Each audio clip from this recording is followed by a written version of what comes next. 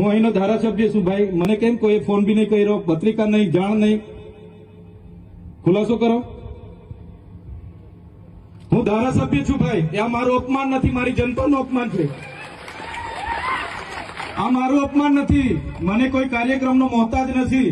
મને પત્રિકામાં નામ આવે, મારી તકતીમાં નામ આવે તો જ ચૈતર વસાવા આવે એવું નથી. ચૈતર વસાવા નામ માટે હું નથી આવતો. મારા જનતાના, મારા સરપંચે કીધું કે આટલો મોટો કાર્યક્રમ છે શિક્ષણનો, સાહેબ તમારે આવવું પડશે, એટલે મેં આવ્યો છું.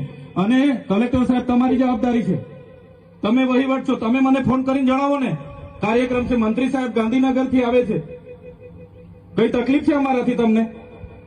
પ્રાયતનાજી, શર્માજી, તકલીફ છે આપકો? તો કેમ ભાઈ તમે અમને જાણ નથી કરતા? કેમ આમંત્રણ નથી આપતા? તમારું વહીવટી તંત્ર હું ધંધા કરે છે ને બધું ખબર છે.